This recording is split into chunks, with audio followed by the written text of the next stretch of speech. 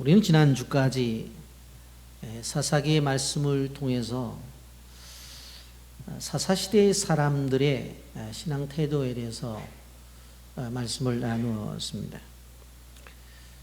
사실 그 사사시대의 배경이 다른 곳이 아니라 가나안이라고 하는 것을 우리가 기억해 볼 때에 하나님이 허락하신 적과 꿀이 흐르는 땅에 들어가서 어떻게 그런 일이 벌어질 수가 있었을까 하는 생각을 가지게 되었습니다. 그 하나님과 언약적 관계 속에서 하나님이 원하시는 것은 하나님 말씀을 주시면 그 말씀에 대한 순종입니다. 그것을 통해서 하나님의 역사를 만들어 나가는 거예요.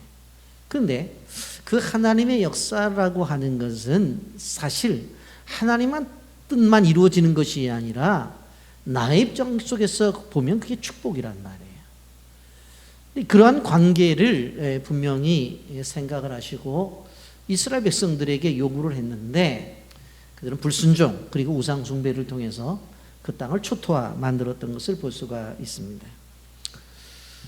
그래서 아니 하나님의 나라가 어떻게 이렇게 무너지지? 하나님의 왕국은 세워지지를 않네라고 그렇게 생각을 할 수가 있습니다. 만약 구약 성경으로만 성경이 끝났다고 한다면 충분히 우리는 그런 생각을 할 수가 있습니다. 그러나 우리 인간 세상 속에서 하나님의 빛이 임합니다. 은혜가 임합니다. 그것이 다른 것이 아니라 하나님의 아들이 이 땅 위에 오시게 되는 사건입니다. 그 아들이 이 세 땅에 오셔서 말씀을 하시고 생활을 통해서 어떻게 살아가는지에 대한 모습들을 보여주면서 그렇게 살라고 그렇게 요청을 하셨습니다. 그러면서 그분이 우리를 향해서 해 놓으신 일이 구원의 길을 열어 놓으셨던 것입니다. 그것이 바로 우리가 잘 알고 있는 사복음의 역사입니다. 여러분, 우리가 그 사복음의 말씀을 우리가 생각을 하면서 이제 이번 주부터 요한복음에 대한 말씀을 통해서 하나님이 주신 은혜를 나누고자 하는데 이 요한복음을 쓴 사람이 도대체 누구냐? 예수님의 제자 가운데서 가장 사랑을 많이 받았다고 하는 사도 요한이 바로 요한복음을 썼습니다. 얼마나 주님이 이 사도 요한을 믿었는가 하면은 예수님이 십자가에 죽으실 때에 그 어머니가 아래 계셨거든요. 그런데 자기 어머니를 누구에게 부탁하느냐? 자기 동생들에게 부탁을 안 해요. 누구한테 부탁해요? 사도 요한에게 부탁을 해요. 그래서 요한복음 19장 27절에 보라 내 어머니라 하면서 앞으로는 내 어머니를 내 어머니로 생각하고 앞으로 모셔라. 그렇게 얘기를 해요. 참 잘 이해가 안 되죠? 형제도 있는데 어떻게 사도 요한에게 자기 어머니로 부탁하냐고요. 그만큼 뭐예요? 사도 요한을 믿었다고 하는 이야기예요. 사도 요한은 요한복음만 쓴 것이 아니에요. 뒤에 보면 요한일서, 요한삼서, 우리가 잘 아는 요한계시록까지 써요. 그래서 성경에서 5권을 쓴 중요한 인물로 이렇게 우리에게 나타난 것을 볼 수가 있습니다. 그런데 다른 복음서하고 달라요. 요한복음은 시작할 때에 맨 처음부터 무엇을 얘기하냐면 예수님은 하나님이시다. 예수님은 하나님이시다. 그걸 얘기해요. 따라서 하십시오. 예수님은 하나님이시다. 예수님은 하나님이시다. 그래서 요한복음 1장 1절에 태초에 말씀이 계시니라 이 말씀이 하나님과 함께 계셨으니 이 말씀은 곧 하나님이시다. 그렇게 말해요. 말씀은 하나님이시다. 여러분, 영적인 신비를 그냥 1절부터 선포하고 나가는 것이 바로 요한복음인 것을 볼 수가 있습니다. 이것이 요한복음의 특징입니다. 그래서 오늘부터 이제 주일날 예배는 이 요한복음을 통해서 신앙의 아름다운 여행을 하고자 하는 것입니다. 우리가 영화를 보게 되어지면 전쟁통에서 총에 맞는 어떤 병사가 있는데 어떤 병원에 갈 상황이나 또 의료적인 어떤 어려움이 있게 되어질 때 바로 수술을 해야 될 때는 어떻게 해요? 그냥 그곳에서 살을 도려내가지고 총알을 뽑아내는 것들을 볼 수가 있습니다. 여러분 얼마나 아프겠어요? 여러분 만약에 오늘날 마취제가 없다고 한다면은 그런 수술이 계속 진행이 됐었어야 됐겠죠. 그런데 1847년 외과 수술에 이 공포라고 하는 이 아픔을 해결한 사람이 있습니다. 바로 J.Y. 심프슨이라고 하는 산부인과 의사인데 이분이 전신 마취제인 클로로포름이라고 하는 약품을 발명을 해요. 지금까지도 그것을 사용하고 있는 것을 볼 수가 있어요. 그러니 이 심프슨이 얼마나 훌륭한 일을 한 거예요. 실질적으로 1840년 29세 젊은 나이로 에든버러 대학의 교수가 되었는데 수많은 제자들을 양성했어요. 이분이 나이가 들었을 때 제자들이 와서 이렇게 묻습니다. 선생님은 오랫동안 연구를 하면서 수많은 것들을 찾아내고 수많은 것들을 만들어냈는데 가장 기억에 남는 내놓을 만한 것이 도대체 무엇입니까? 어떤 약품입니까? 그랬더니 이분이 이렇게 얘기를 해요. 내 생애 최고의 발견은 나를 위해서 십자가에 죽으시고 나를 위해서 부활하신 예수를 내가 발견한 것이 내 생애의 최고의 발견이다. 그렇게 표현을 해요. 여러분 우리가 생각해 보면 주님을 발견하기 전의 삶과 주님을 발견 이후의 삶이라고 하는 것은 어떻게 보면 마취제가 없이 수술하는 사람과 마취제가 있이 수술하는 사람과 어떻게 보면 비교할 수가 있습니다. 여러분 실질적으로 우리는 요한복음을 통해서 깊이 예수님을 발견하기를 원하는데 예수님을 발견하는 사람은 내가 세상에 왜 왔는지를 알아요. 그리고 오늘날 내가 오늘이라는 날을 왜 살아가야 되는지를 알아. 그리고 앞으로는 어떻게 살아가야 될지를 몰라요. 그런데 이것을 모르는 사람들은 자기가 이 세상에서 왜 왔는지 그리고 또 오늘을 왜 어떻게 살아가야 앞으로 어떻게 살아가야 될지에 대한 생각이 없어요. 여러분 그러니까 인생이 달라져요. 왜 내가 살아가야 되는지 오늘을 살아가면서 얼마나 의미 있는 삶을 살아가야 되는지 그리고 앞으로 어떻게 살아가야 될지를 아는 사람은 바로 풍요로운 삶을 살 수가 있어요. 인생에 맛이 있다고. 그러니까 오늘을 살아가면서도 오늘이라고 하는 하루를 살아가면서 맛이 있는데 왜 인생을 살아가는지 모르는 사람은 무의미해요. 밋밋해. 맛이 없어. 그래갖고 그냥 어제도 오늘이고 오늘도 내일이고 이렇게 사는 세상 살아서 뭐하나 그렇게 살아간다는 것입니다. 여러분 요한복음을 통해서 예수님을 알기를 원하고 예수님을 안다면 저는 이 요한복음을 통해서 더 깊이 예수님을 알게 되기를 원하고 더 넓게 예수님을 알아가는 귀한 요한복음의 강의가 되기를 예수님의 이름으로 축복합니다. 여러분 이 요한복음에 들어가면서 첫 번째 주님이 말씀하신 것이 뭐냐? 예수 그리스도는 창조주 하나님이시라는 거예요. 우리는 생각을 해보면 예수님이라고 하는 것은 신약 시대를 시작하면서 나타나니까 구약과는 상관이 없고 신약 시대에 나타난 분으로 생각해요. 근데 구약의 2000년 역사는 지나가 버린 거고 그 역사가 지나간 다음에 구원자로 나타난 분이라고 생각해요. 그런데 요한은 뭐라고 말을 하냐면 예수 그리스도는 창조주라는 거예요. 창조주.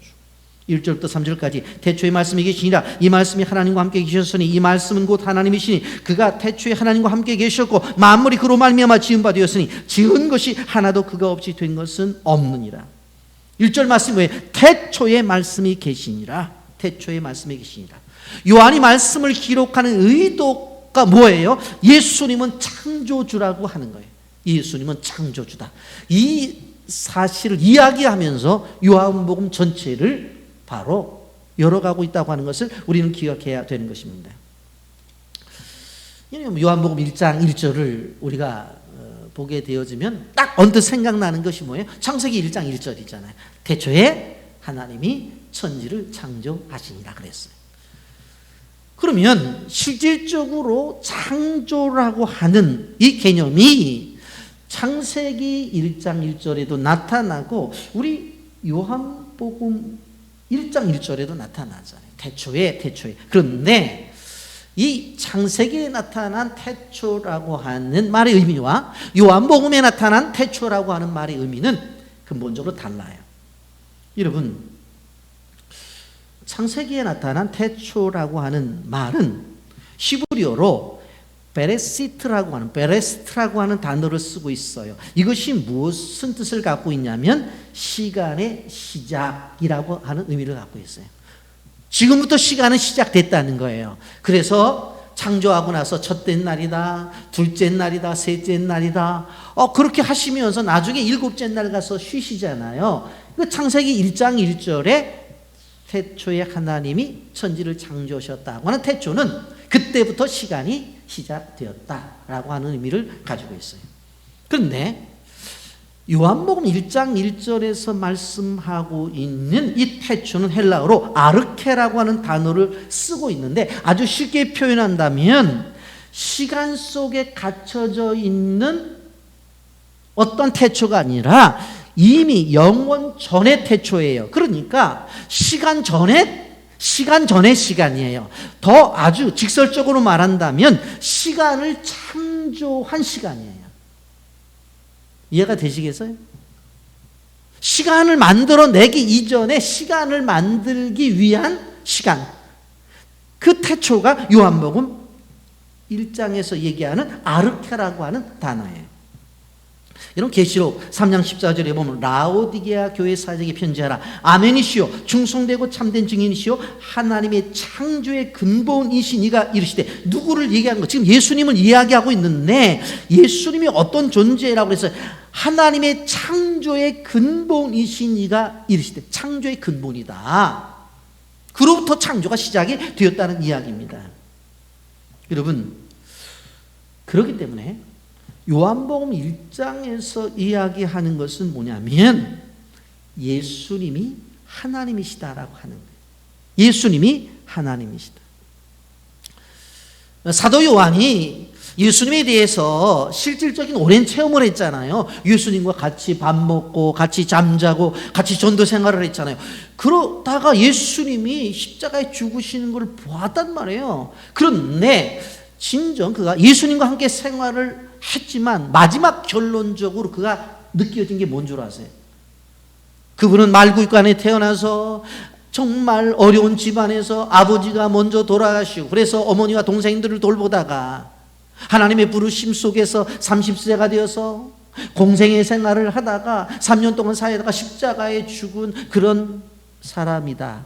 맞아요. 그런데 그것을 뛰어넘어서 무엇을 얘기하는 거예요? 단순한 그러한 십자가에 죽은 인간이 아니라 태초부터 존재하신 분이라는 거예요.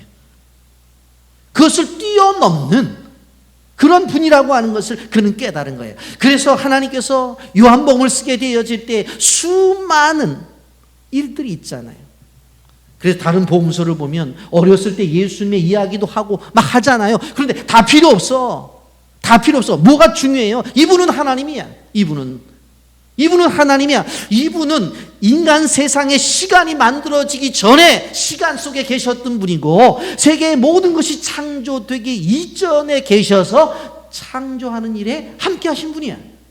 너무나 그것이 귀한 거예요. 그러니까 달려들어서 그것부터 말씀하시는 거예요. 그래서 1장 1절에 태초에 말씀이 계시니라 그렇게 말하잖아요.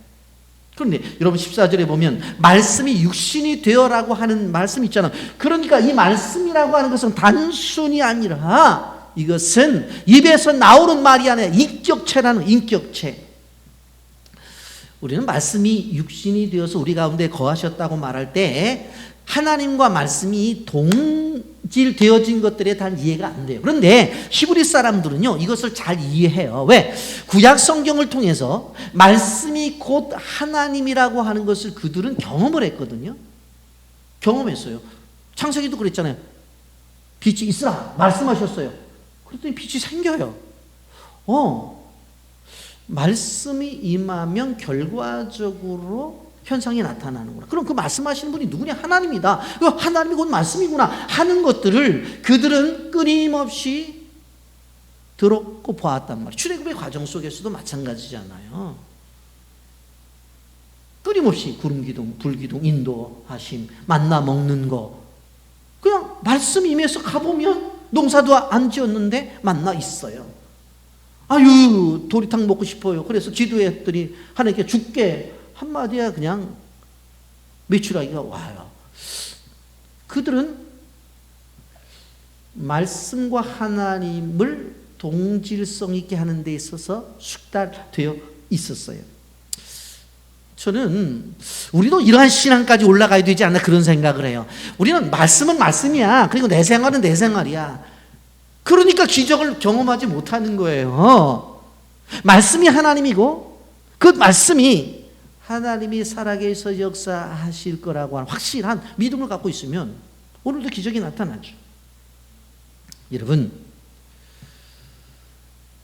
그러면서 이 요한은 예수님의 사역을 창조 사역의 동역자로 이렇게 이야기하고 있는 것을 볼 수가 있습니다. 2절 3절 그가 태초에 하나님이 함께 계셨고 만물이 그로 말미암아 지은 바 되었으니 지은 것이 하나도 그가 없이는 된 것이 없느니라. 그를 통하여 지은 바 되었다. 그를 통하여 지은 바 되었다. 지은 것이 하나도 그가 없이 된 것은 없다. 그렇게 말하고 있습니다. 여러분, 그리스도께서 만물을 창조하셨다고 한다면 결국 무슨 이야기예요? 만물이 있기 전에 그리스도가 있다는 이야기잖아요. 그 이야기잖아요. 왜?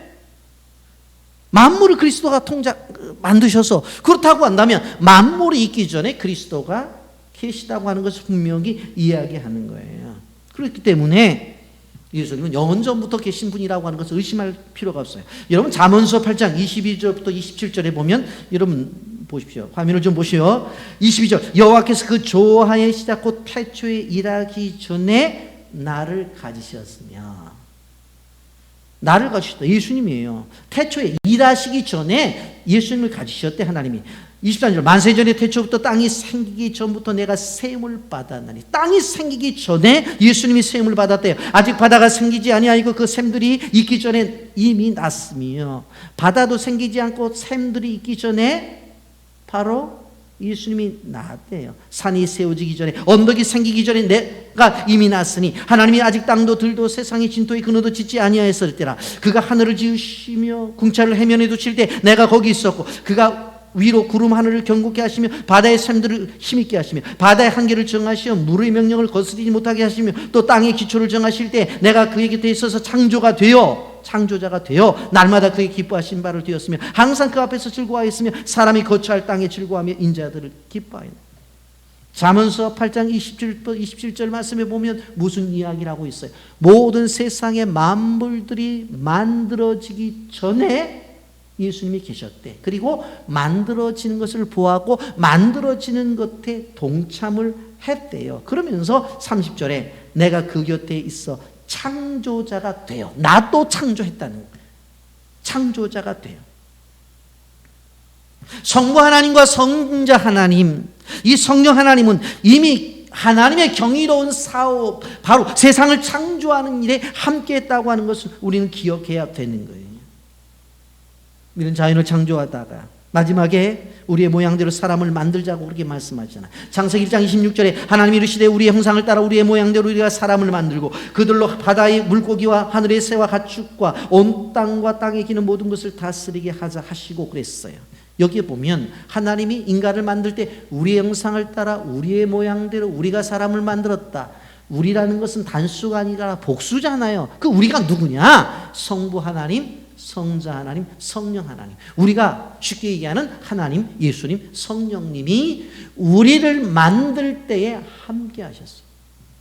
그래서 우리에게는 바로 하나님적인 창조적 사고가 있어요. 그래서 만들어내잖아요. 그리고 우리에게는 뭐예요? 그리스도의 신장을 가지고 그리스도의 성품이 있어요. 그래서 십자가에 죽으신 예수님처럼 어떻게 해요? 바로 희생이 우리 인간 속에 나타나잖아요.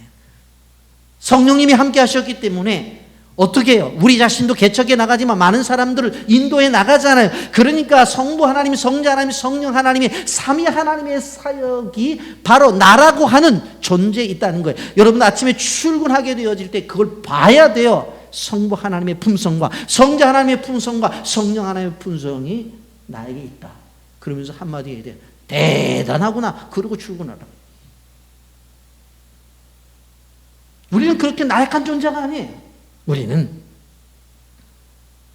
여러분, 그런데 이러한 큰 일을 할 때 우주의 통치자 은혜스러운 하나님은 혼자 하지 않았어요. 함께 했다고요. 그분을 알았던 선지자 이사야 9장 6절에 이렇게 말했어요. 그의 이름은 기묘자라 모사라 전능하신 하나님이라 영존하시는 아버지라 평가의 왕이라 할 것임이라. 미가 선지자는 미가서 5장 2절에 그의 근본은 상고의 영원에 있느니라. 영원이라고 하는 것은 시간을 제어할 수 없는 그러한 상태를 영원이라고 말해요. 그러니까 오늘 성경에서 말하는 예수 그리스도, 성부 하나님, 성자 하나님, 성령 하나님은 영원한 존재, 영원한 존재. 여러분, 구약의 하나님의 모습을 보게 되어지면 우리는 딱딱하고, 그러니까 우리가 잘못하면 매를 때리고 벌 주는 하나님을 생각하잖아요. 그런데 우린 거기에만 묶여 있지 말라는 거예요. 우리는 어떤 하나님 봐요? 성자 하나님인 예수님을 보는 거예요. 그분을 보게 되어지면 어떻게 되어져요? 찾아오시고 죄를 용서해 주시고 내가 잘못하면 십자가에 죽기까지 하면서 내 죄를 용서해 주시는 그 하나님. 그러니까 예수님이신 그 하나님을 늘 바라보게 되어지면 내 마음에 평강이 찾아오고 오늘이라고 하루의 삶 속에서 늘 기쁨이 있고 풍요로움이 있다라고 하는 거예요. 그분은 우리를 만나기 위해서 하늘 보좌를 버리고 오셨어요. 그분은 우리의 연약함을 채울하기 위해서 마국간에서 태어났어요. 그리고는 성장 과정 속에서 어려운 삶을 헤쳐나갔어요. 여러분, 그래서 복음서를 읽으면 은혜가 되어지는 거예요. 더군다나 요한복음은 그 예수님의 모습이 더 선명하게 나타나요. 그렇기 때문에 요한복음을 통해서 은혜를 받자는 것입니다. 아멘입니까? 과학이라고 하는 것은 어떤 질문을 하게 되어질 때 어떻게라는 질문을 끊임없이 해요. 이 땅이 어떻게 창조되었지? 어떻게? 사람은 어떻게 만들어졌지? 어떻게? 그런데 한번 생각을 해보세요. 우리 믿음의 자녀들이 학교에서 진화론이라는 걸 배우면서 여러분 어떻게에 대한 해답을 얻기 위해서 유인원, 원숭이와 비슷한 유인원이 자라서 지금 우리같이 되었다. 그렇게 말하잖아요. 성경은 그렇게 말하지 않아요. 누가 천지를 창조했느냐? 성부 하나님, 성자 하나님, 성령 하나님. 하나님이 창조하셨다. 누가 창조했나? 하나님이 창조했다. 언제 창조했냐? 태초에 창조했다. 어떻게 창조했느냐? 말씀으로 창조했다. 딱 세 가지를 정확하게 얘기해요. 예? 누가 창조했어요? 하나님 창조하셨어. 언제 창조하셔서? 태초에 창조했어. 그리고 어떻게 창조했어? 말씀으로 창조했어요. 너무나 분명하게 이야기를 하잖아요. 여러분, 3절 만물이 그로 말미암아 지은 바 되었으니 지은 것이 하나도 그가 없이 된 것이 없느니라. 그렇게 말씀해요. 이러한 창조주 하나님이 오늘 성경을 쭉 보게 되어지면 우리의 구원자로 오시게 되어지는데 빛으로 오신다고 성경이 말씀하고 있는 것을 우리가 보게 되어집니다. 여러분, 예수님 안에 생명이 있습니다.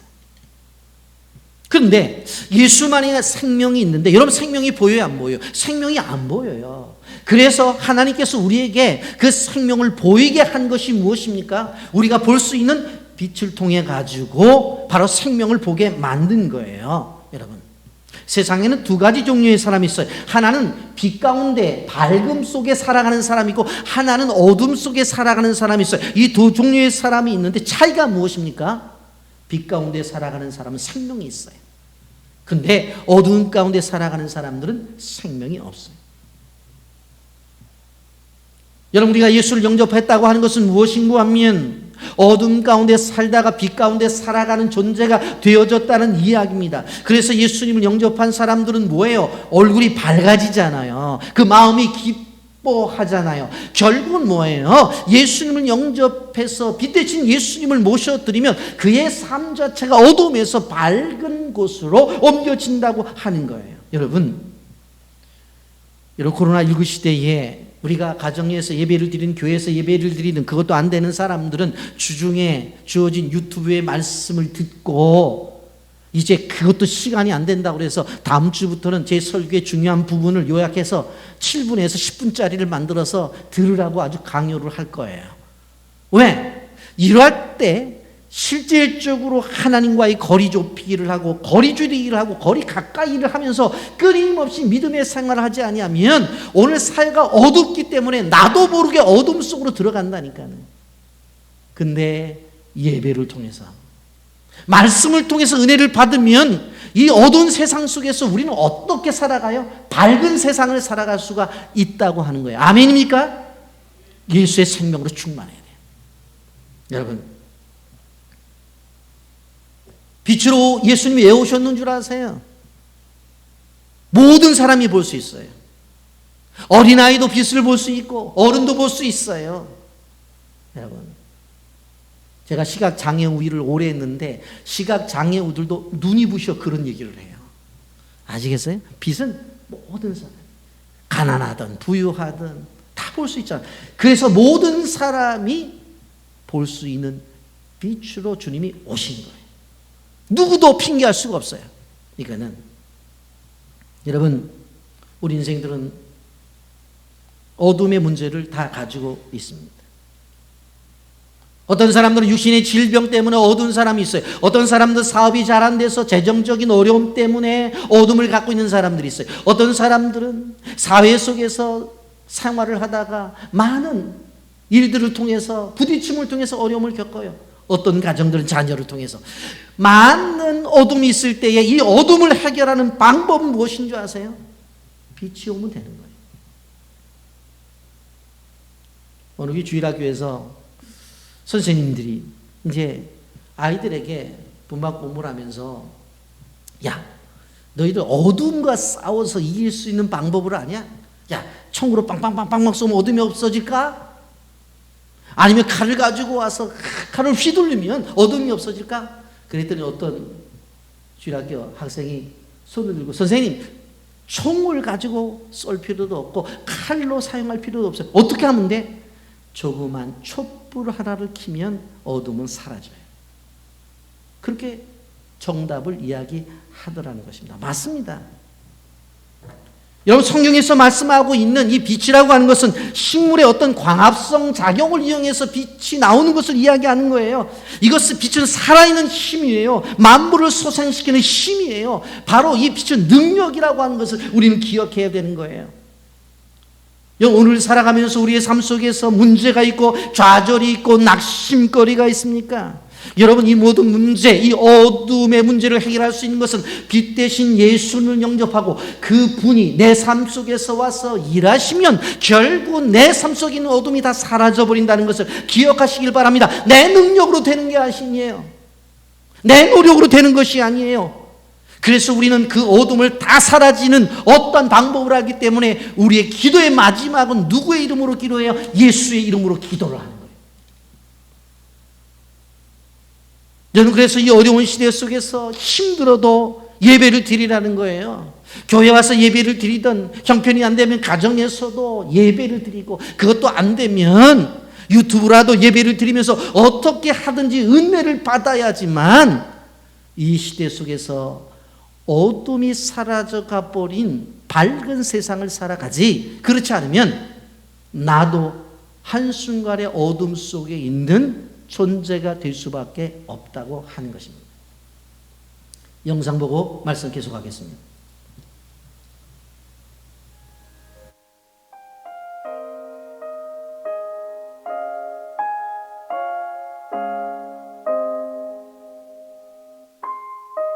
가난한 시골 마을 의사의 아들로 태어나 힘든 어린 시절을 보냈던 헤이스팅스.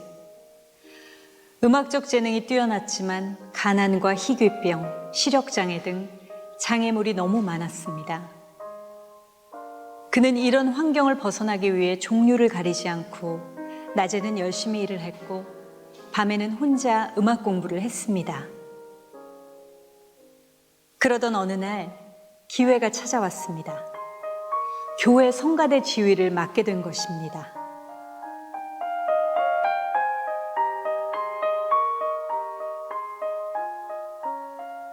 음악으로 하나님께 큰 영광을 돌리는 삶을 살고자 했던 헤이스팅스.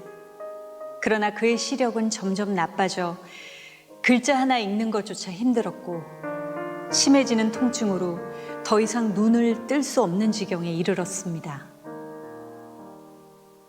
음악으로 주님께 영광 돌릴 수 있도록 시력을 회복시켜 주십시오. 그는 무릎을 꿇고 간절히 기도했습니다. 기도를 통해 헤이스팅스는 육체의 빛이 아닌 영혼의 빛의 소중함을 깨닫게 되었고 그 감격을 찬송시로 기록했는데요.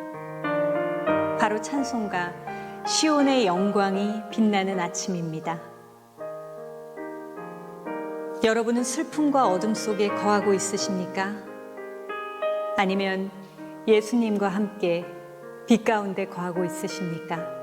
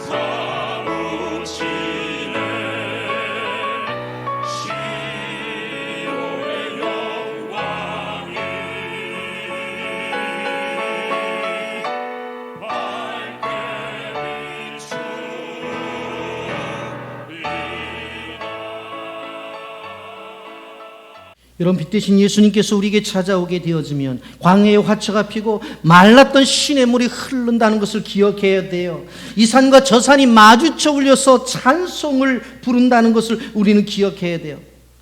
죄악과 세상이 가득한 이 땅에 찬송이 울려 퍼지는 역사가 나타나요. 이 어두운 세상이 밝아지는 것은 결국 뭐예요? 예수 그리스도를 영접하고 그 주님 중심으로 살아가는 거예요. 여러분, 이러한 예수님이 오시게 되어질 때에 세례 요한이라고 하는 사람이 바로 그 예수님의 오심에 대해서 먼저 소개를 하고 있는 것을 볼 수가 있습니다. 6절부터 8절까지의 세례 요한의 이야기인데 세례 요한이 아주 재미있는 얘기를 했어요. 요한복음 1장 8절, 그는 이 빛이 아니요 이 빛에 대하여 증언하러 온 자라. 사람들이 생각해 볼 땐 그분이 빛인 줄 알았어요. 왜 그래요? 광야에서 말씀을 전하면서 덕사의 새끼들아 하면서 소리를 지르고 수많은 사람들에게 복음을 전했잖아요. 옷은 낙타토로 옷을 입었어요. 먹는 건 석청을 먹었어요. 그러니 얼마나 광야에서 구약에서 말씀하는 메시아 같겠어요. 그런데 뭐라고 말해요? 그는 이 빛이 아니요 이 빛에 대하여 증언하러 온 자라. 9절 말씀에 보면 참빛 곧 세상에 와서 각 사람에게 비추는 빛이 있었더니 그렇게 말을 하면서 이야기를 해요. 여러분, 그러면서 그 예수님을 어떻게 해라? 영접하라고 말을 해요. 영접하는 자에게 하나님의 자녀가 되는 권세를 주셨다고 그랬어요. 12절 말씀 보십시오. 영접하는 자 곧 그 이름을 믿는 자들에게는 하나님의 자녀가 되는 권세를 주셨다고 말했어요. 이것은 우리가 외워야 될 가치가 있는 하나님의 말씀이라고 하는 것을 기억해야 돼요. 그런데 영접, 이 영접이라는 말이 매우 중요한 거예요. 여러분, 영접이라고 하는 말은 헬라말로 람바노라고 하는 단어를 써요. 받아들이다, 취하다라고 하는 거예요. 그건 우리가 이 단어를 순간적으로 생각해 보면 받아들이고 내가 취하는 것이니까 생각해 보면 이 수동적인 어떠한 의미를 갖고 있잖아요. 받아들이고 취하고. 그런데 언어에 보면 이것을 능동태로 사용하고 있어요. 아니, 영접이라는 것이 그 태도나 그 상황이 수동적인데 왜 이것이 능동태지? 그런데 그 의미를 찾아가 보면 어떤 거냐면 폭포 아래 서 있을 때 쏟아지는 물줄기를 받는 사람, 그런 의미를 갖고 있어요. 여러분, 폭포수가 막 내려. 그런데 그 가운데 딱 한 사람이 서 있어. 폭포수가 막 내리는데 그걸 거절할 수 있어요, 없어요? 절대로 거절 못해요. 팔만 아플 뿐이야. 에?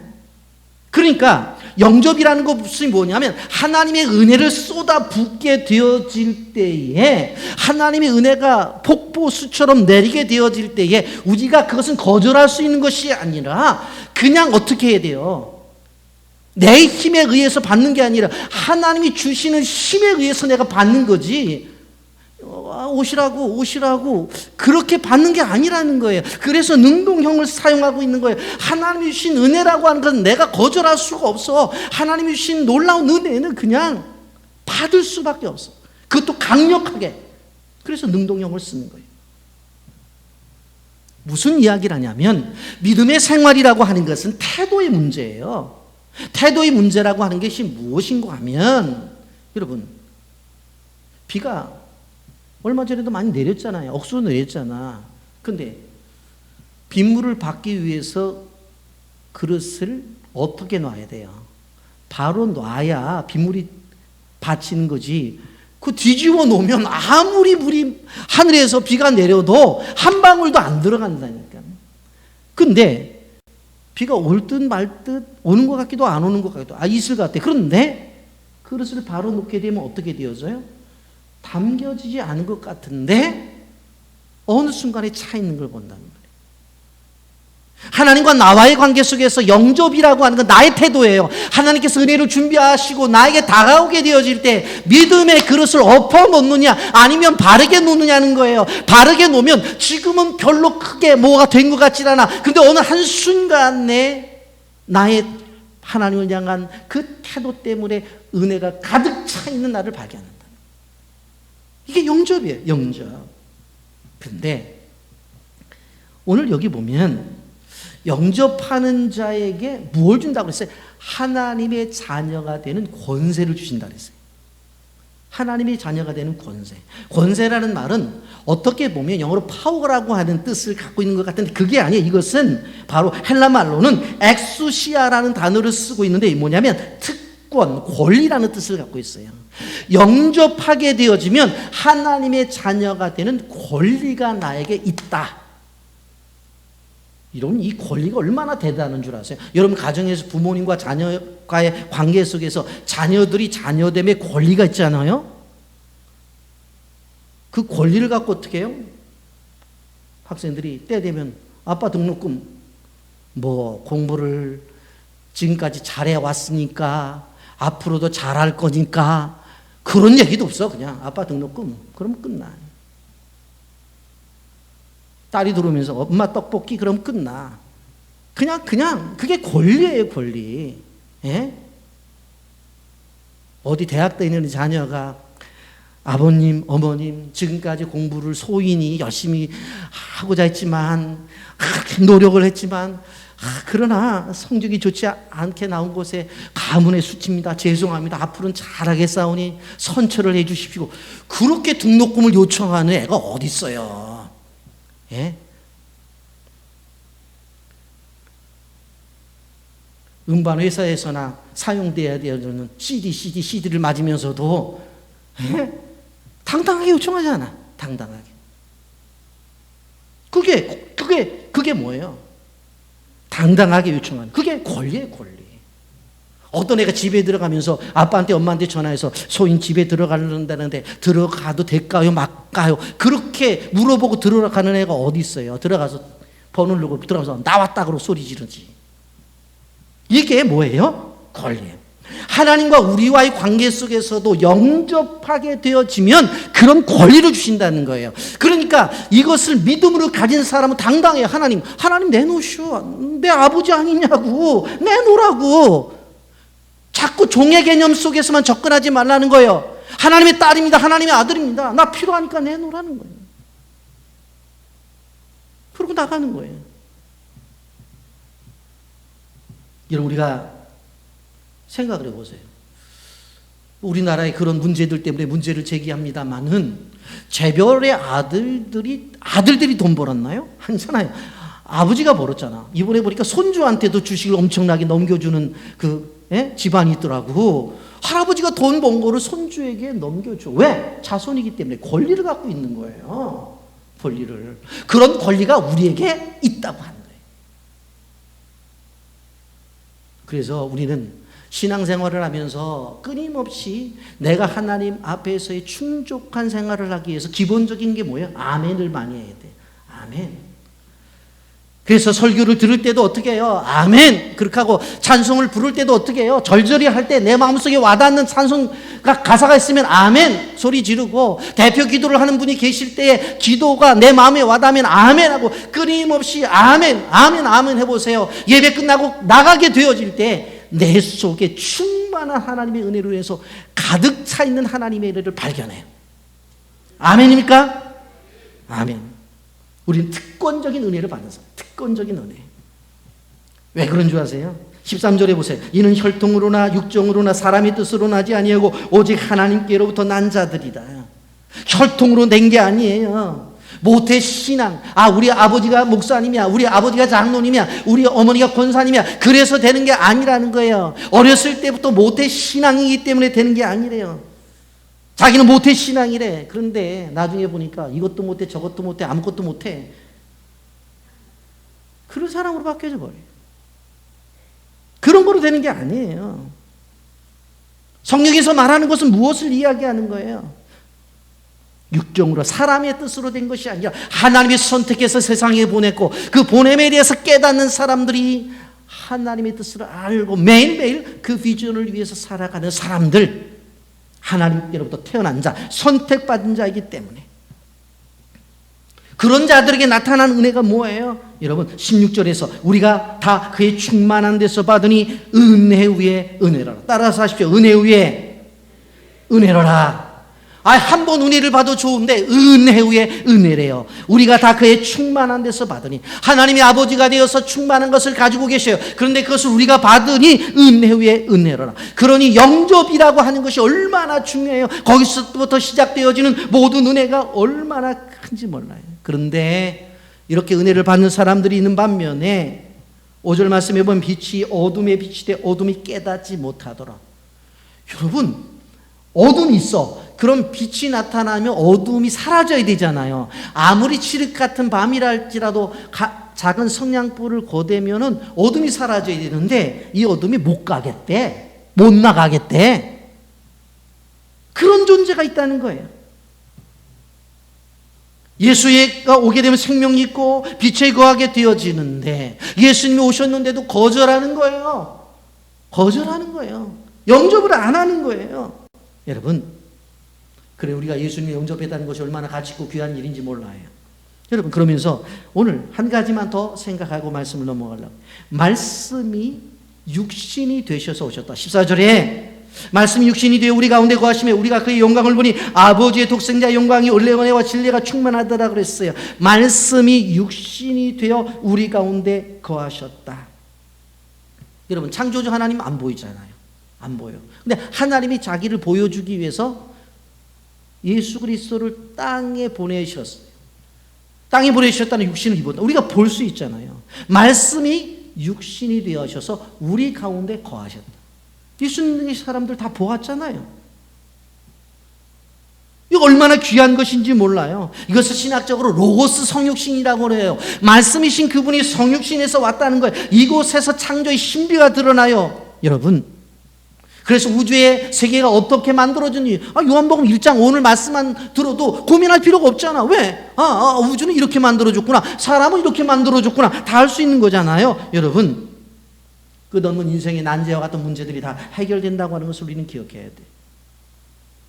하나님이 이 세상에 자기 아들을 육신을 입고 내려보냈다고 하는 것은 엄청난 중요한 거예요. 그게 왜 그러냐? 현실적이 눈앞에 보이잖아요. 눈앞에 보이잖아요. 그래서 예수님의 제자들이 아버지를 보여달라고 그랬더니 나 봐. 나 보면 돼. 현실적이잖아요. 가시적이잖아요. 하나님이 연약한 인간을 위해서 이렇게 다 그렇게 하셨다고요. 그래서 14절 하반절에 보면 우리가 그의 영광을 보니 아버지의 독생자 영광이요 은혜와 진리가 충만하더라고 했어요. 아버지가 영광스러운 것이 그 아들을 통해서 영광스러움이 나타난 거예요. 그렇다고 한다면 그 영광스러움이 어떻게 되어져요? 우리의 삶을 통해서 영광스러움이 드러나야 되는 거예요. 여러분, 우리가 기억해야 될 것은 하나님께서 일하시는 일터가 누가 돼야 돼요? 내가 되어져야 돼요. 하나님의 일하시는 활동하는 장소가 나의 사업터가 되어져야 돼요. 내가 일하는 게 아니라니까요. 하나님이신 그분이 우리에게 현실적이고 실제적인 것을 연약한 인간을 위해서 예수 그리스도를 보내주셔서 봤잖아요. 그분의 사역을 느꼈잖아요. 경험했잖아요. 마찬가지로 우리의 삶도 마찬가지예요. 내 사업의 현장과 내 삶의 터전은 하나님이 일하시는 현장이 되어져야 돼요. 아멘? 여러분, 우리는 그 사실을 요한복음을 통해서 보게 될 것입니다. 요한복음을 통해서 여러분들, 우리 모두는 은혜의 강물을 마시게 될 것입니다. 아멘. 우리는 기억해야 돼요. 사도 요한은 예수님을 만나고 나서 이것을 깨닫게 되었어요. 여러분, 우리 교회 이름이 빛의 교회죠. 다 아시죠? 빛의 교회. 그러면 오늘 요한복음 1장을 통해서 빛이 주고 있는 상징성에 대해서 좀 생각을 해봐야 되죠. 빛은 영향력이 있잖아요. 그리고 치료도 되잖아요. 방사선 치료가 빛을 통해 치료하는 거잖아요. 이러한 영향력이 있어요. 어둠을 밝혀내잖아요. 예? 빛이 나타나면 어둠은 다 사라지잖아요. 그러니까 빛이 가지고 있는 영향력. 우리는 밝은 데 가는 게 아니라 어두운 데 가는 교회야. 예? 힘든 데 가서 밝혀주는 교회고, 어렵고 치료가 안 되는 사람들한테 가서 치료를 주는 교회가 우리 교회예요. 그런데 이 빛이 가장 아름답게 나타나는 게 뭔 줄 아세요? 무지개라고 하는 거예요. 그런데 무지개가 색깔이 몇 개예요? 7개죠. 왜? 우린 초등학교 때 그렇게 배웠으니까. 빨주, 노초, 파남보. 근데 옛날 사람들은요, 이 무지개를 아마 무지개가 떴을 때 세 봤나 봐. 그런데 5개밖에 눈에 안 들어왔나 봐. 그리고 옛날 사람들 무지개가 5개라고 생각했어요. 그래서 돌이나 배기를 할 때 떡을 5색떡을 하는 거예요. 아시고 드시라고. 예? 그 옛날 사람들은 5개. 예. 근데 미국 사람들은 그렇게 과학적인 사람들도 무지개를 보면서 6가지 색깔밖에 발견을 못했어요. 우리나라 사람들이 좀 더 똑똑한 것 같아. 그런데 실제로 아프리카 사람들은 한 2가지밖에 안 된대. 2가지밖에. 그런데 과학자들이 연구를 해봤어요. 이 무지개 속에서 이 빛이 나타나게 되어질 때에 이 색깔의 변화를 따라서 이 세상 속에 몇 가지의 색깔을 만들어낼 수 있느냐 봤더니 207가지가 만들어진대. 207가지. 여러분, 그런데 과학자들이 볼 때는 하나의 빛이 그 무지개로 나타날 때 207가지가 나타나는데 우리는 연구해도 보여지는 거 7가지밖에 안 보여진다. 여러분, 우리가 기억해야 돼요. 빛의 교회는 이 빛 자체로 충만해야 돼요. 그럼 분명히 말씀하셨죠. 여러분, 어둠 가운데 가는 것이 빛의 사명이라고 그랬어요. 육신의 아픔과 치료를 위해서 이 빛이 가야 된다고 그랬어요. 그렇다고 한다면 우리는 어떤 방법으로 가야 돼요? 다양한 방법, 다양한 색깔을 가지고 우리가 복음을 전하기 위해서 나가는 교회가 되어져야 되는 거예요. 우리가 이번에도 준비해서 선교지에 쌀을 보냅니다만 이런 것을 통해서 예수의 가치가 나타나는 거예요. 수많은 일들을 소위 말하는 한 가지 빛이 아니라 200가지 이상의 빛된 모습으로 나타나서 복음을 전하는 것처럼 우리 교회는 그런 모습으로 세상 속에 나타나서 어둠을 밝히고 그리고 치료를 해야 된다는 거예요. 그 속에 여러분들이 계시기를, 주인공으로 되시기를 예수님의 이름으로 축복합니다. 여러분, 창조주 하나님이라고 예수님에 대해서 배우고, 그분은 구원자라고 했어요. 그리고 그분은 말씀으로 이 세상에 육신으로 오신 분이었다. 우리가 말씀을 들었습니다. 여러분, 이제 우리는 이 말씀을 기억하면서 눈을 들어서 말씀에 근거한 이 말씀을 가지고 예수님을 봐야 돼. 그렇게 될 때에 말씀 속에서 나타난 이 말씀을 통한 기적이 나의 삶 속에서 경험되어질 수가 있다고 하는 것입니다. 이제 우리는 어둠의 자식들이 아니라 빛의 자녀들처럼 행하라고 했죠. 빛의 자녀들이. 그렇다고 한다면 하나님께서 주님과 나와의 관계 속에서 주신 탁월한 그분을 믿는 믿음 가운데서 자녀로서 가지고 있는 고난, 이런 것들이 있기 때문에 코로나19라고 해서 절대로 기죽지 마세요. 자신감을 가지고 담대하게 외치면서 세상은 어렵다고 하는데 우리는 하나님 앞에 더 달라고 하는 거야. 아들이고 딸인데 내놓으라고 하는 거예요. 아멘? 그러면서 하나님의 자녀로서의 풍요로운 삶을 사시기를 예수님의 이름으로 축복합니다. 아멘.